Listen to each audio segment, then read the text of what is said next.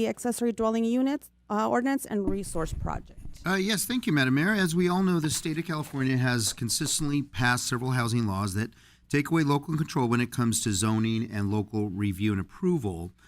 As a result of these laws, one of the most popular new home constructions that we're seeing is accessory dwelling units, or ADUs as they're called. They're commonly known as granny flats or mother-in-law quarters, and while the state has taken away our authority to insert some requirements like parking for new home construction, we can insert some design standards. So we recently won a grant from SCAG to help us develop public information about ADUs and to develop an ordinance that fits the state law. So with us tonight is Mr. Garland Woodsong from Woodsong Associates to go over our program. Hi, Garland. Good evening, council members. Pleasure to be with you this evening. We've been working on the ADU project with you for about 18 months. This is a project that, as John mentioned, was funded by HCD through their REAP program and SCAG. Tonight I just want to give you a brief project overview and then talk about some recommendations that have come out of the project. And we have a number of deliverables that we're going to be providing to city staff to help streamline the ADU approval process. But tonight I really want to focus on the policy recommendations. But first, some context. So since 2013, home prices have nearly tripled in the city of Paramount. But household incomes have not kept pace with this appreciation in home values. So ADUs do provide an opportunity for lower cost homes that match the scale of the neighborhood. And we think this is one of the reasons why they're gaining in popularity. So in 2017, ADUs represented approximately 0% of all homes permitted in Paramount, but that grew to 12% in 2019 and 92% in 2020. And by 2021, ADUs represented 99% of all new housing applications approved in the city of Paramount. So of course, this is good news and bad news. It's good news that ADUs are so popular, and the bad news is that maybe it'd be good to approve some other types of housing as well. Looking at the ADU applications that have come in since ADUs were legalized statewide in 2016, in the city of Paramount, the most popular type, that's the purple, is ADU conversion. So that's an attached ADU where it's a part of the main structure. And the average size of those has been just under 500 square feet. The largest size of ADU permitted today has been the 900 square foot detached ADU, but there haven't been as many of those approved. So less than half of the city, about 46% of the households in Paramount, live in a detached home. And 67% of the households in the city live in a home built prior to 1980. So structures that are over 40 years in age are structures that are approaching the need for a major remodel. And this represents the ADU moment, when a household might want to go to get some refinancing to cash in some equity, make some improvements to the house, maybe to accommodate a larger household. Maybe some of that could be used to build an ADU. 75% of the households in Paramount live in a home with 2 or 3 bedrooms, but more than half of the city is households with 4 or more people. So this indicates a large pent-up demand for ADUs as a way to provide more room for multi-generational households. So state law has changed recently, and the new state laws around ADUs require that their applications be approved ministerially rather than using a discretionary process based on objective standards covering the physical form of the ADU. And this means that any elements of the current Paramount ADU ordinance that require potentially subjective determination, such as those that might use the word compatible or compatibility, are no longer legal under state law and the requirement for objective design standards. The state law recently changed to require the allowance of ADUs up to 25 feet in height if they're attached to the main house, or up to 18 feet in height if they're within a half mile of high-quality transit, or 18 feet if it's on a multifamily property. Other changes to state law have clarified that state law kind of preempts local standards such as setbacks if they might preempt or preclude an applicant from building an ADU of 800 square feet. And so what that means is that if an ADU doesn't fit in the backyard or the side yard of 800 square feet, then the applicant could build it in the front yard under the state law that took effect in January of this year. So that's some context that happened since we had our workshops last June. And so we put out some options of best practices from peer jurisdictions, and we asked people to vote on which of those options they liked and tell us which ones they didn't. And so the options that we gave folks to vote on was to allow larger ADUs, meaning to increase the allowable maximum size of an ADU to 1,200 square feet from 1,000, to allow two-story detached ADUs by right, to allow ADUs with zero setbacks in the front, side, or rear yard, to allow ADUs that look different from the main house. So if someone wanted to buy a modular or factory-built ADU and it was a different style from the main house, then it would be illegal. To allow more than one ADU per lot. To allow carriage homes, which is an ADU above a garage.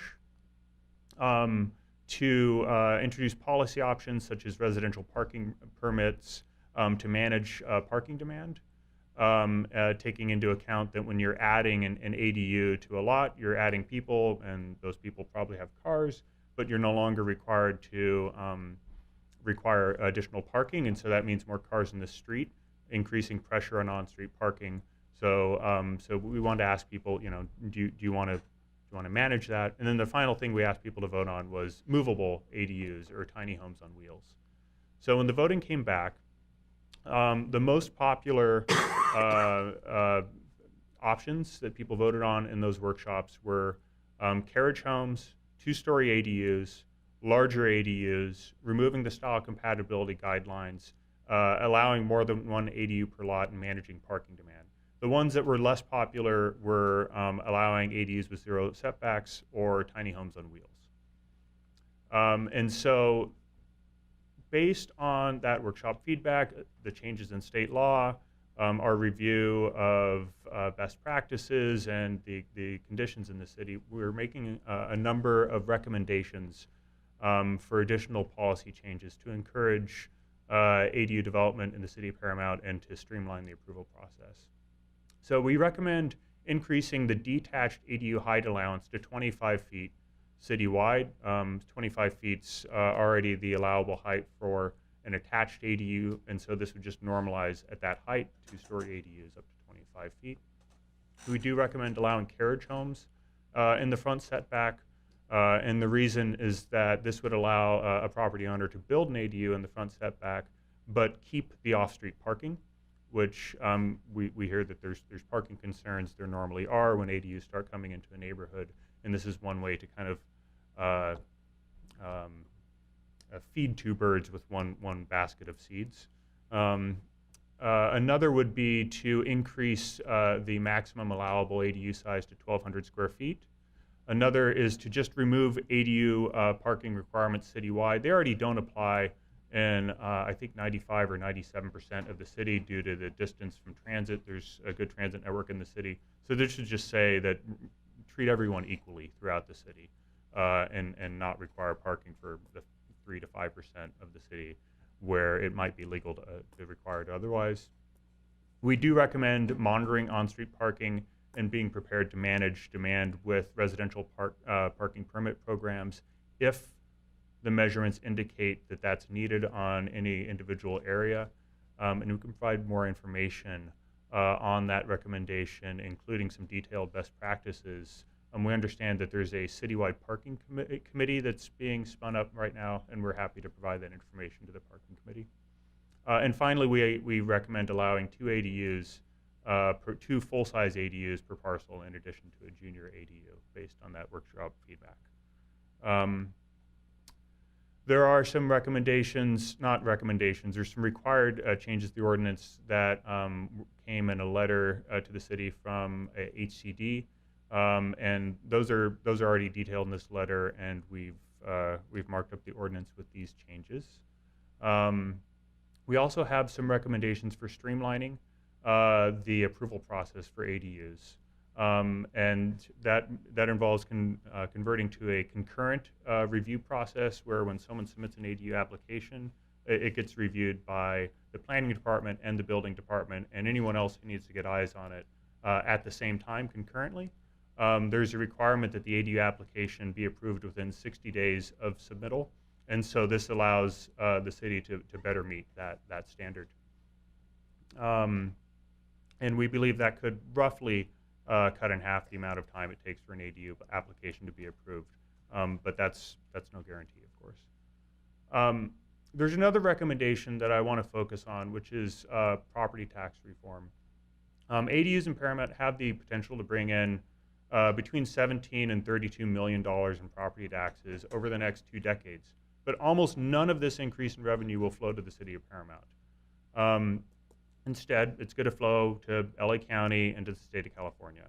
And so we recommend the city of Paramount band together with the League of California Cities, perhaps the Gateway Cities COG as well, and perhaps the Southern California Association of Government to ask the legislature to make a change to assign a greater share of growth in property tax revenue from new homes to the cities that promote and receive those new homes. So, more of this money should come back to Paramount to pay for the city's services that the city will need to provide to new residents living in new ADUs. So there's a nexus there, and it's a little bit unfair the way that Paramount loses out on property tax revenue because of the splits that were made in the 1990s by the legislature to implement Prop 13. And we believe that you'll find a number of friends in lobbying the legislature to make this change. In terms of financing, I want to draw attention to the fact that 85% of the city of Paramount is very low to moderate income. That is 0 to 100% of the area median income, which on the face of it, this doesn't make sense until you understand that area median income is calculated county-wide. So it's for all of LA County, and City of Paramount is just one city within LA County. And so our recommendations for financing are all made in the light of the knowledge that most of the city, 85% of the city, would benefit from financing programs targeted at very low to moderate income households. In particular, those to support ADU construction or to finance ADU construction for low to moderate income homeowners, and for any homeowner to build ADUs that can be rented to low-income tenants. We also recommend that the city support SCAG in creating a secondary market for loans for ADUs, and potentially through the creation of a Southern California Regional Housing Finance Authority to manage such a secondary market to provide money to primary lenders such as credit unions and CDFIs to make loans for ADU construction available. We also recommend expressing interest to the Los Angeles Public Bank to provide ADU construction financing. They're currently in their exploratory stages of being created and would love to hear from jurisdictions that would love to work with them. And finally, we recommend partnering with a local nonprofit or a consultancy to offer free or discounted technical assistance to support the ADU development process. We also recommend creating something called an ADU amnesty program for people who own an unpermitted ADU that would let people know that enforcement can be delayed for 5 years on that unpermitted ADU for any code issues related to it, to provide technical assistance to people to come into the city and work with the city to legalize the ADU. And potentially even to provide financing to pay for any work that might be needed to bring it up to code, working with the previous recommendation for financing. Finally, we are just about ready to hand over 5 sets of pre-approved plans, or 5 sets of plans for pre-approval for ADUs for residents to use in the city of Paramount. This is a studio a 1-bedroom, a 2-bedroom, a 3-bedroom, and a 2-bedroom, 2-story ADU for folks with smaller yards. And so that's the end of my presentation, and happy to take any questions. And just to piggyback on what was presented, so our next step is to bring back an ordinance to the city council. It'll go to the planning commission first for vetting, and then it would come back to you for approval. So, Okay, is there any I have a questions? question, Madam Mayor. To John. John, what is the size of the lot if you decide to build an ADU in your front yard? So I can build one in front of my yard? Yes, you could. If it does not fit in your backyard. Oh, okay. And you're gonna allow utility hookups in the back of our homes too, to provide a portable home, like a small trailer, or? Well, that's something that you could look at in the ordinance. We're not necessarily recommending that right now. That does have issues with plumbing. Yes. Obviously. So yes. Yes. We don't have the ordinance all put together yet, so I don't know that that's something we would recommend approval of, though.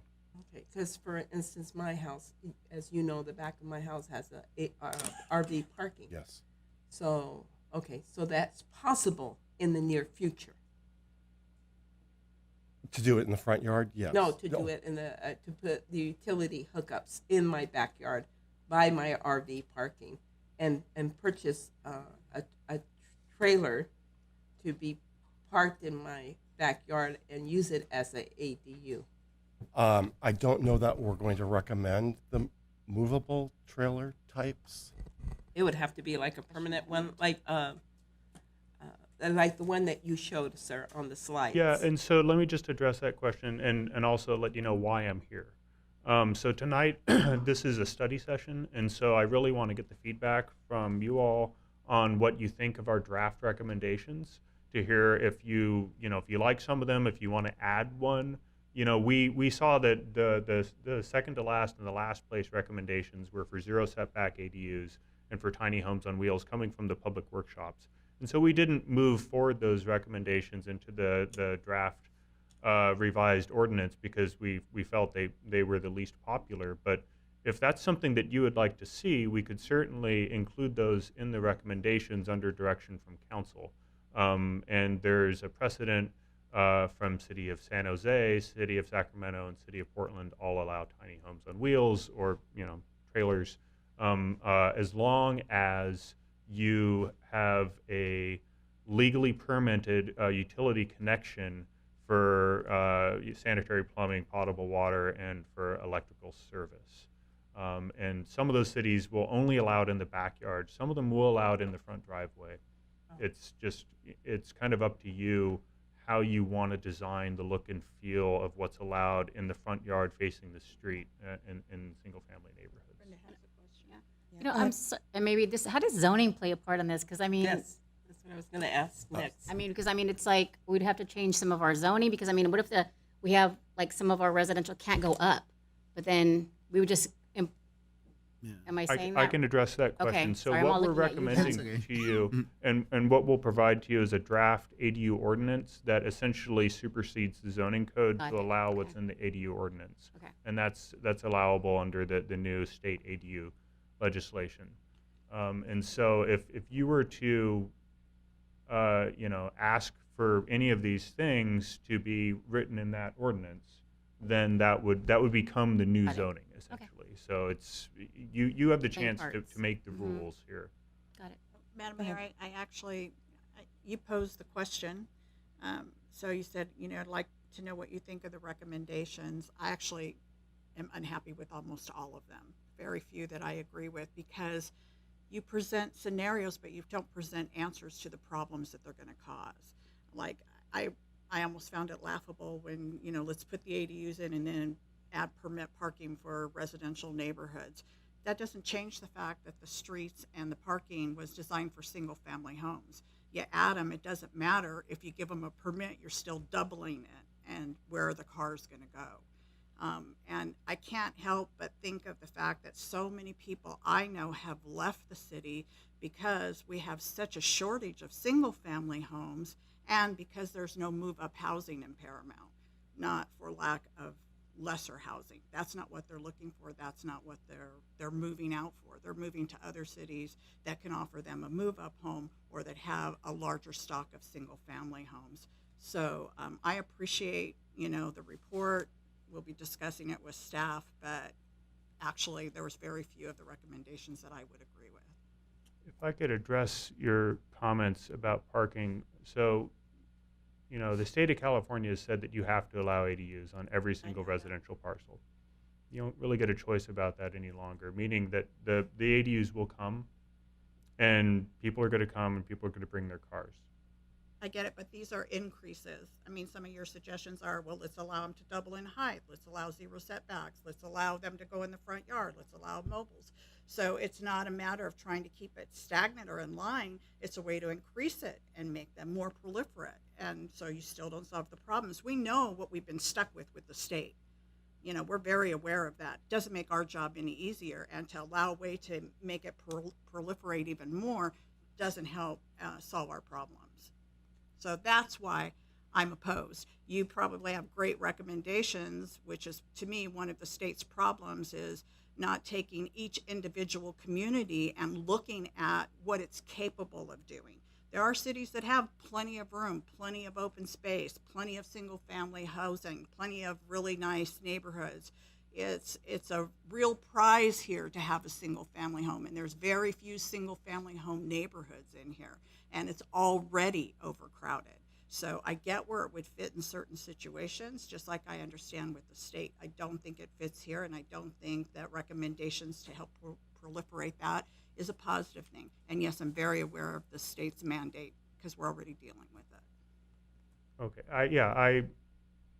I guess I'm just a little bit confused as to whether our goal here is to facilitate and encourage more ADU production, which was my charge under the grant, or whether it's something else. But if you're trying to facilitate and encourage ADU production in the city, then I was trying to make Scenario would have been recommendations. to me a way to make it manageable for our city, and that's what I'm saying. The recommendations here to me do not fit this city.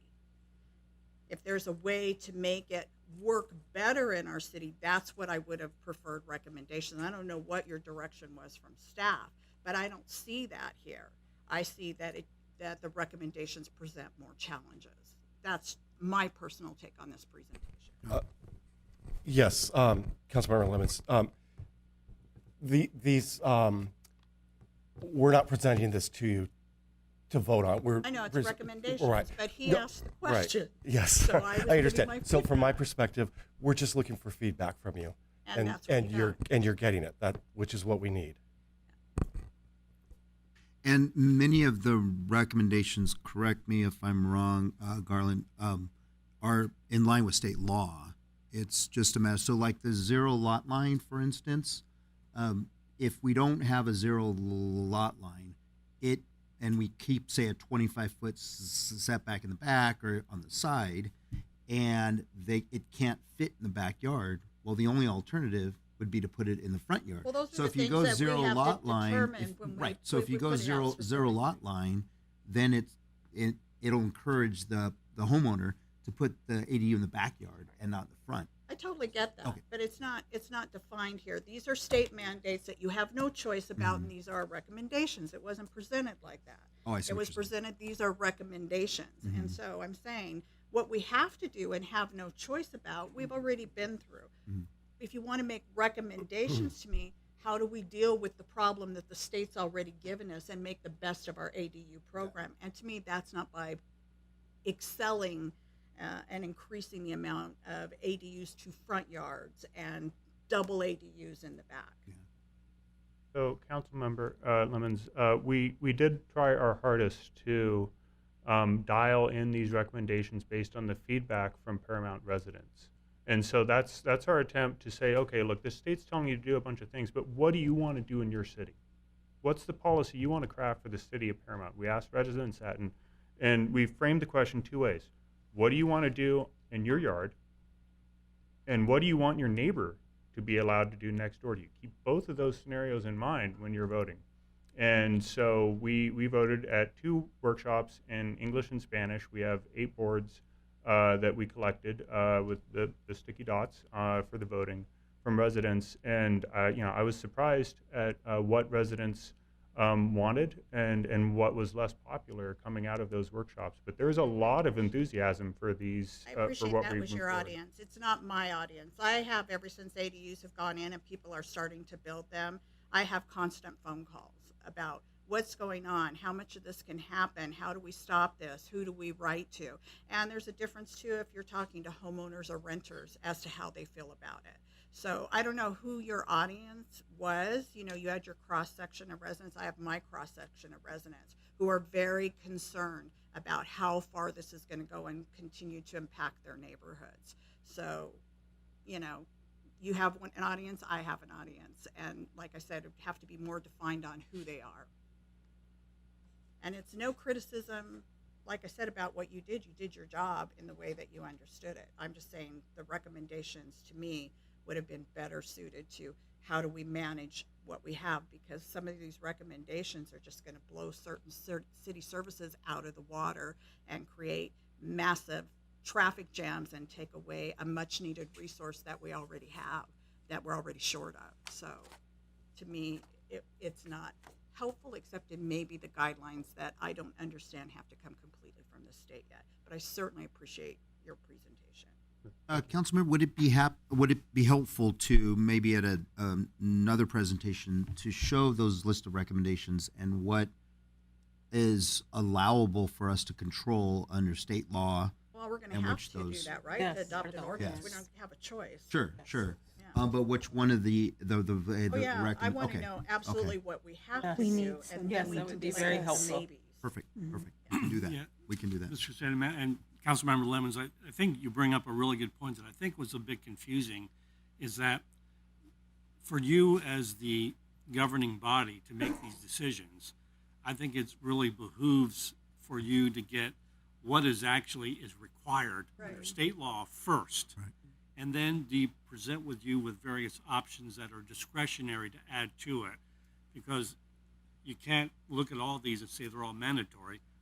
Many of them are, and they're becoming increasingly. But Right. for you to make an informed decision based on the community, you're going to have to look at what is actually mandatory so we can change the ordinance to fit that. And then you can look at options to add to it if you want to. Absolutely. Yes. Yeah, and also like I mentioned earlier, which ones would be advantageous to prevent a worser case? Totally understand. Okay. Okay, is there anything else, or are we clear on that? Basically, what we want is, again, what is required, Mhm. and really that's what is required, and some of the examples that we have, options that we have, and to go from there. Okay. Thank you. Thank you. Much. Thank you very much. Mhm.